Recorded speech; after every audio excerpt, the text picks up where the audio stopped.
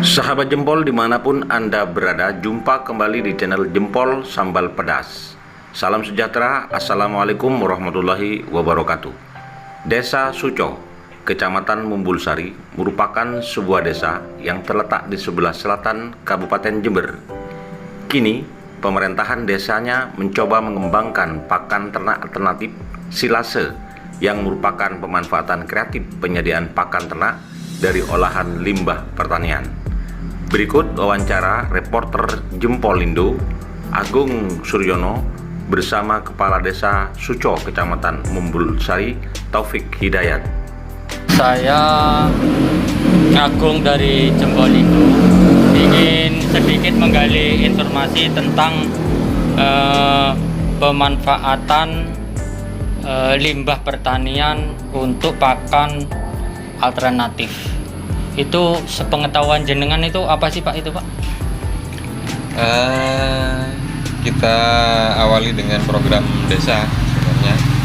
Jadi pemerintah Desa Suco mempunyai 3 program unggulan. Yang pertama adalah Suco Kreatif, yang kedua adalah Suco Inovatif, sedangkan yang ketiga adalah Suco Produktif. Nah, Suco Kreatif kita telah melaksanakan pameran produk pada tahun 2018 dengan mengangkat tema Suco Kreatif waktu itu. Jadi kita pamerkan berbagai produk yang ada di Suco. Sedangkan program ini adalah program 2 tahunan. Jadi pada tahun ketiga kita ganti program menjadi sebuah desa Suco yang inovatif. Nah, dalam program Suco Inovatif ini maka kita berupaya berbagai inovasi kita kembangkan sesuai dengan potensi desa yang akhirnya dapat mengangkat potensi tersebut dan bermanfaat untuk masyarakat Suco yang kita cintai. Nah, dengan berbagai potensi yang ada, salah satunya adalah kita di Desa Suco banyak lahan pertanian, banyak tumbuh jagung, baik jagung pertanian maupun jagung komersil. Gunung juga tumbuh jagung. Nah, berdasarkan inspirasi tersebut, kami berpikir kenapa tidak pohon jagung ini yang sudah menjadi limbah, habis ditebang, artinya habis dipanen, ini tidak dimanfaatkan. Kami merasa aman kalau limbah ini dibakar begitu saja, limbah ini dibuang begitu saja. Oleh karena itu kami mengajak generasi muda berkarya, berinovasi, bisa memanfaatkan limbah tersebut menjadi pakan alternatif pada ternak-ternak kita. Dan alhamdulillah program tersebut sudah kami laksanakan. Cuma dengan berbagai informasi yang kurang, maka kami pada hari Senin kemarin kami mengumpulkan sejumlah peternak untuk diberikan pelatihan tentang bagaimana sih membuat pakan fermentasi yang memanfaatkan limbah pertanian yang sebenarnya sudah tidak dipakai menjadi sampah, kita manfaatkan, kita olah menjadi pakan yang akhirnya akan menghasilkan untuk ternak-ternak kita. Kami berharap dengan program ini kita harus bisa meninggalkan kebiasaan lama, kita rubah mindset kita, peternak tradisional kita dorong menjadi jadi komunitas peternak yang modern dan maju, yang lebih menghasilkan dan lebih mengangkat kehidupan ekonomi masyarakat.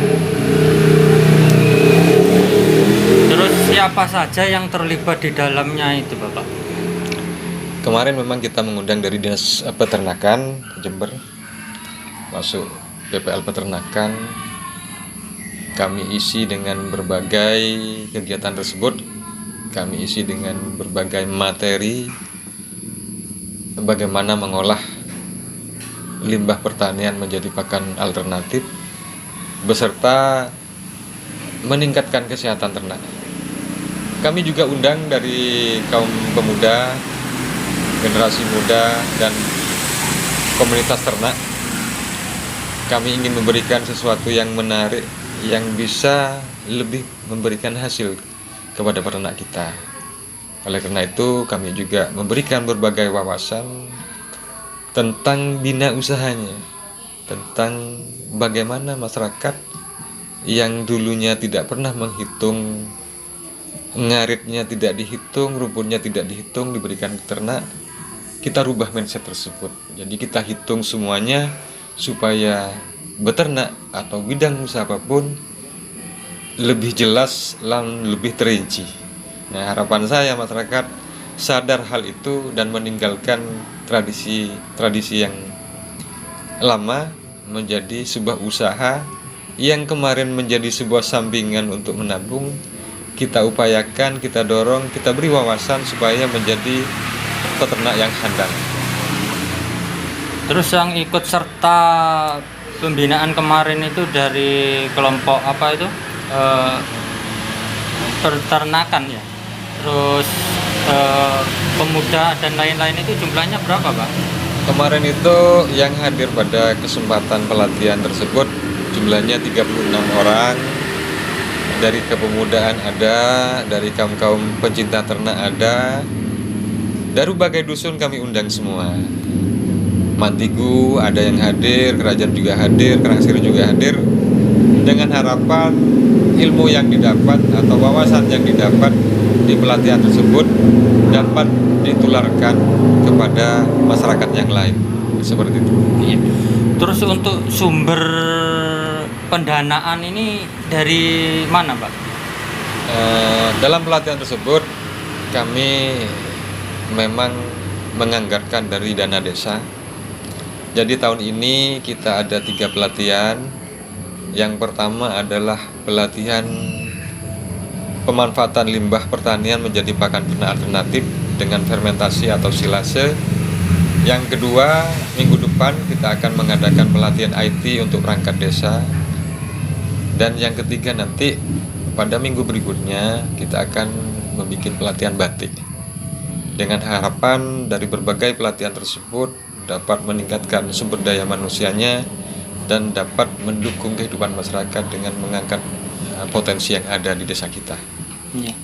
Terus bagaimana sih, Pak, ide-ide ini bisa terbangun?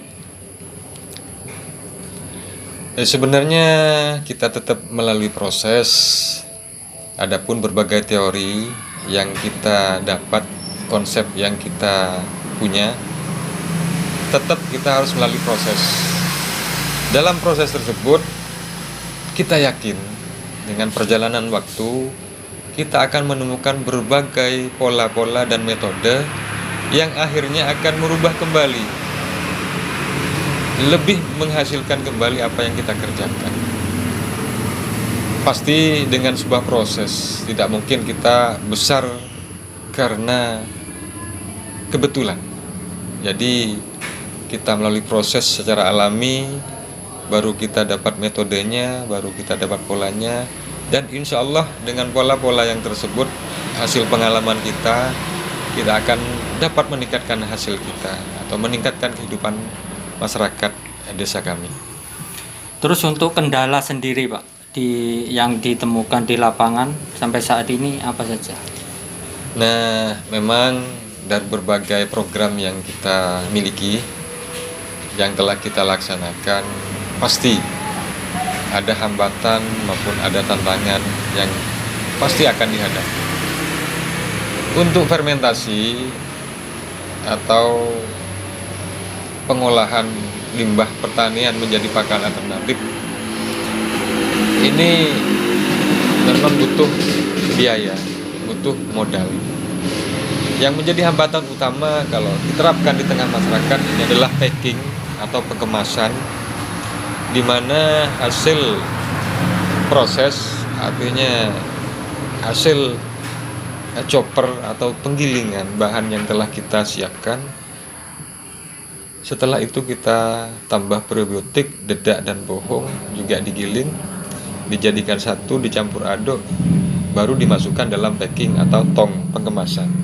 Dan itu pun harus kedap udara, tidak boleh ada udara bocor, karena dengan udara bocor atau tempat itu masuk udara dalam tempat tersebut, maka hasil fermentasi juga kurang maksimal. Yang menjadi kendala untuk masyarakat adalah sejumlah kemasan atau sejumlah pengawetan tersebut ini yang mungkin masih ada hambatan, ada kesulitan. Karena pasti membutuhkan tong atau drum, baik plastik maupun seng, dan itu juga harganya mahal, apalagi yang pakai plastik itu juga harganya mahal. Mungkin itu masih yang belum terjangkau oleh masyarakat. Kita masih berupaya bagaimana packing ini sedemikian rupa lebih sederhana dan lebih efisien. Nah, itu hambatan yang pertama.